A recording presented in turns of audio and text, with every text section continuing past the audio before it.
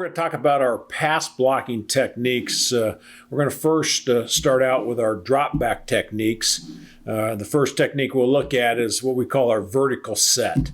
And what a vertical set is for us, it's the tackle set versus an outside rush defender. Vertical set's technique used by the tackles. They'll kick back off their inside foot, kick and drag, and we want them to try to keep their shoulders as square as possible. So when they align in their proper pass pro demeanor, we want about 60% of their weight on their inside foot. They should be pushing off the inside big toe of their inside foot, 60% of their weight, so they can kick back off that backside leg. Now, it's imperative that they do everything possible to stay square as long as they can. Obviously, as they gain depth and the ends coming out wide, they will eventually start opening their shoulders some so that they're going to be 45 to the defender. But by staying square, when that defender takes an inside move, they're in position to be able to close him down inside. And we're also in position to switch off twist, which we'll talk about later on. So our vertical set is a vertical set gaining some width. We don't want to slide out to the player. We want to gradually gain that width as we kick slide and get vertical. We can set out slightly to that defender. So let's take a look here at some vertical sets by some of these players of mine. Okay, the first one, both tackles here are taking vertical sets. Again, the tackle on the left's doing a good job. He's only gaining about a yard width. The tackle on the right is opening up a little sooner, but the type of player that he's going against is not a speed rusher, and he's turning, and so he's positioned to brace up. Again, the left tackle, that's more of a vertical depth set against a rush end, more of a heavy player on the right side, so his set and his shoulders are going to turn a bit quicker, but a really good set by this left tackle. The other thing you'll notice on these sets is watch the hands of the offensive player. So we're not going to just reach out and punch a defender. Most of the time, you're going to see the hands of the offensive lineman lift inside the defender, trying to get a grasp on him and then try to leverage him with bent elbows, and then we'll try to lock him out. But we're not going to just have our head back and have a straight punch on these guys. So again, nice set on the left side. That's more vertical, a little more vertical on the right side now. But both excellent. And then once contact's made, we want to do everything possible to try to create separation. But at the end of the day, the tackle's job on these vertical sets is they're going to set the pocket width. Okay, they want to hold the pocket width for us, and then we want to become physical and stay on our man once contact's made. So again, pretty good sets here. And this is against a very good defensive football team. So you're going to see them set back, keep their shoulders square, and then right before contact, they're getting their shoulders squared up to the defender.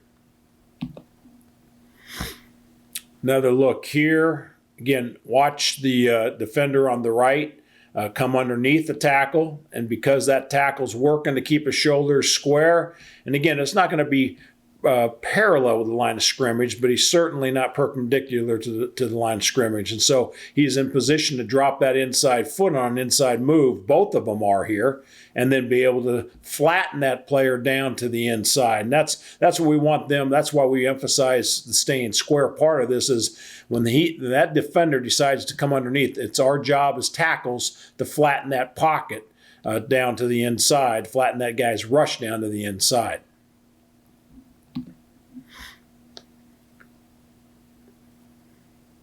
Okay, pretty good job here. Again, once we get back and start getting to the depth of the quarterback, we talk about lagging. And what we mean by lagging is we're going to go now let that defender go by us. When we get to this depth here, okay, we know the quarterback's here and he can step up.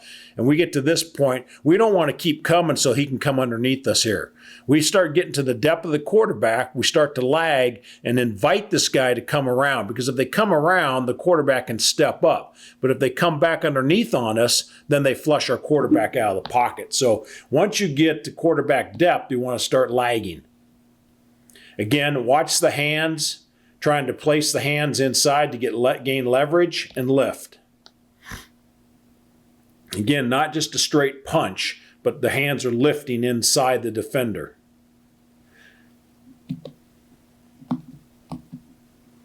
Okay, we've got vertical set on the right. Now the one on the left is gaining a little bit of width. We don't want him to gain quite that much width, but he's in great position to redirect. His shoulders are square, as you can see here. His shoulders are still square in the line of scrimmage. Defender decides to come up and under, and because he's square, he's able to flatten him down.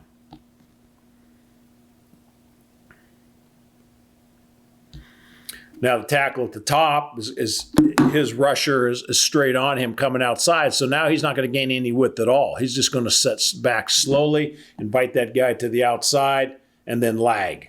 And let that guy beat him over the top.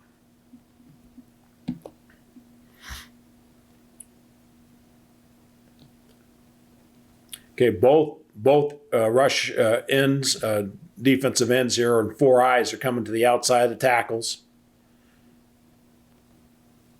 Great hand placement by the right tackle. Watch his hands get inside and then lift. And now he controls the defender.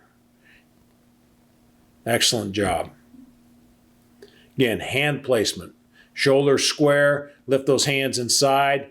He misses initially. The right tackle here misses with his inside hand, but watch the combative move that he makes here against the defender. He's getting long-armed, and so the move we try to make is to club that arm off. And once he clubs that arm off, that guy has no balance and he's down on the ground.